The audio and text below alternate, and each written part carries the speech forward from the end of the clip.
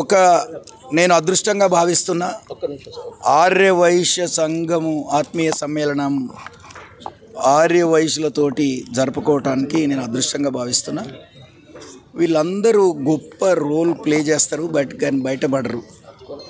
Business వాళ్ళు అంతా business community, వీళ్ళకు ఏది తక్కువ ఉండదు, ఎవరి మీద ఏది ఆశించే వ్యక్తులు కాదు. కానీ రాజకీయాలను మాత్రం వాళ్ళు అనుకున్నది సాధించగలిగే శక్తి వీళ్ళకు ఉంది. వాళ్ళ బిజినెస్లో వాళ్ళ దగ్గర ఉన్న మనుషులు, వాళ్ళకున్న కస్టమర్లు చాలామంది ఉంటారు కనుక వీళ్ళ మాట వింటారు వాళ్ళు తప్పకుండా. కనుక వీళ్ళ రాజకీయంలో వీళ్ళు ప్రధాన పాత్ర పోషించగలరు. కానీ రాజకీయంగా మా సుజాతమ్మ లాంటి వాళ్ళే ముందుకు వస్తున్నారు తప్ప వీళ్ళు రాజకీయాలలో నేను నిలబడతా అనేటోళ్ళు చాలా తక్కువగా ఉన్నారు. వాళ్ళకి రిక్వెస్ట్ చేస్తున్నా, మీరు కూడా రాజకీయాలలోకి రావాల్సిన అవసరం ఉంది, రాజకీయాలలో కూడా మీరు పాత్ర పోషించాల్సిన అవసరం ఉందని కూడా ఆర్యవైశ్యులకు నేను తెలియజేస్తున్నాను. తర్వాత నేను ఆర్యవైశ్యులను అందరిని రిక్వెస్ట్ చేశాను. సో మంచిని కాపాడాలి అంటే, మంచి జరగాలంటే మంచి వ్యక్తిని ఎన్నుకోండి. మీరు క్యాండిడేట్లను ఉన్నోళ్ళ రేస్లో ఉన్న క్యాండిడేట్లను అందరినీ గుణగణాలను, చదువుని, వాళ్ళ సంస్కారాన్ని, తర్వాత వాళ్ళ బ్యాక్గ్రౌండ్ని ఇవన్నీ స్టడీ చేసి ఓట్లు వేయండి అని చెప్పాను. తర్వాత నేను నా గురించి చెప్పుకోవటం జరిగింది.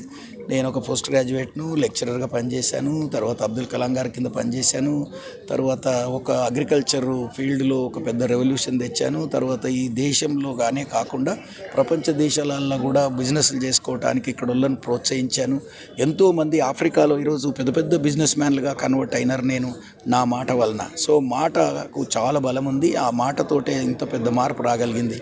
కనుక నన్ను కూడా నేను ఒక విలువలతో కూడుకొని బతికిన వ్యక్తిని, తర్వాత విలువలను కాపాడుతూ ముందుకు పోతున్నాను. తర్వాత సేవకుడే నాయకుడైన సిద్ధాంతాన్ని మేము అబ్దుల్ కలాం గారి ద్వారా నేర్చుకొని సేవ చేయటానికే మనం రాజకీయాలకు రావాలి అనే కాన్సెప్ట్లో వచ్చినోని కనుక సో నేను తప్పకుండా ఈ కాన్స్టిట్యున్సీకి సేవ చేస్తా. వీళ్ళ సమస్యలని, కుటుంబానికి ఒక మనిషి సమస్య లేని మనిషి, సమస్య లేని కుటుంబం, సమస్య లేని కాన్స్టిట్యున్సీగా మార్చాలనేది నా ఆలోచన. తర్వాత అందులో ముఖ్యంగా అన్ఎంప్లాయిడ్ యూత్ చాలామంది ఎంప్లాయ్మెంట్ లేక బాధలలో ఉన్నారు కనుక ఒక వినూతనమైన పద్ధతి ద్వారా ఒక విప్లవాత్మకమైన మార్పు తీసుకొస్తే తప్ప వీళ్ళందరికీ ఉద్యోగ అవకాశాలు కల్పించడం అంత ఈజీ అయిన పని కాదు. కనుక నేను తప్పకుండా ఈ ప్రభుత్వం, మా కాంగ్రెస్ ప్రభుత్వం వస్తుంది, నేను గెలుస్తున్నాను. అందులో నేను ప్రధాన పాత్ర, ప్రభుత్వంలో నేను పాత్ర పోషించే ఆస్కారం ఉంది అని నేను భావిస్తున్నాను.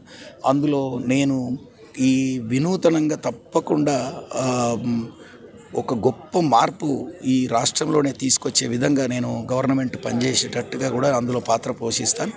ఏది ఏమైనా మళ్ళీ ఒకసారి నన్ను దీవించవలసిందిగా, గెలిపించవలసిందిగా ఈ కాన్స్టిట్యున్సీ ప్రజలను కోరుకుంటున్నాను. వరుసగా కాంగ్రెస్ పై దాడులు జరుగుతుంది, దాడులు ఎక్కడ దాడులు జరుగుతున్నాయి? ఇన్కమ్ ట్యాక్స్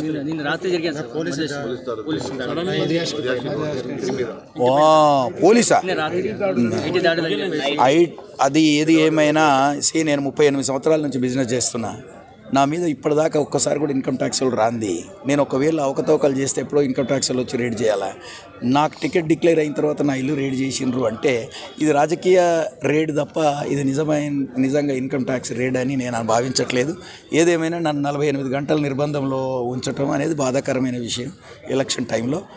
అయినా అది ఎవరు కంప్లైంట్ ఇచ్చిండొచ్చు, లేదా ఫాల్స్ కంప్లైంట్ ఇచ్చిండొచ్చు, ఆర్ పొలిటికల్గా కూడా ఎవరిదన్నా పాత్ర ఉండి ఉండొచ్చు. కూడా ఏదున్నా అది నాకు లాభం చేసిందని నేను భావిస్తున్నాను. ఎందుకంటే నేను పాజిటివ్ థింకింగ్ చేసేటోని.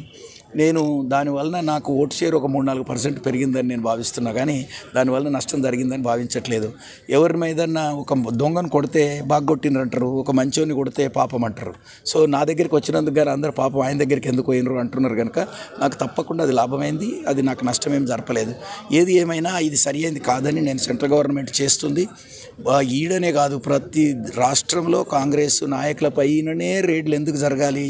సో నువ్వు నిజంగానే అవినీతి పరులను పట్టుకోవాలనుకుంటున్నావు, లేదంటే ఇన్కమ్ ట్యాక్స్ ఎగ్గొట్టిన వాళ్ళని పట్టుకోవాలనుకుంటున్నావు, నువ్వు అందరినీ పట్టుకోవాలి. ఒక పార్టీనే కాంగ్రెస్లోనే పట్టుకుంటున్నావు అంటేనే దాంట్లో పట్టుకోవటానికి ప్రయత్నం చేస్తున్నావు, రేడ్లు చేస్తున్నావు అంటే అది క్లియర్గా తెలుస్తుంది. నువ్వు రాజకీయంగా మమ్మల్ని అడ్డుకోవటానికి కానీ, మమ్మల్ని మనం ఓడిపోవటానికి మీరు రేడ్ చేస్తే మేము ఓడిపోతామో అని, మేము ఓడిపోతే బీజేపీ గెలుస్తుందో ఏమనో, లేదంటే బీజేపీ మిత్రుడైన బీఆర్ఎస్ గెలుస్తుందని ఆలోచనతో ఏమైనా చేసి ఉండొచ్చు.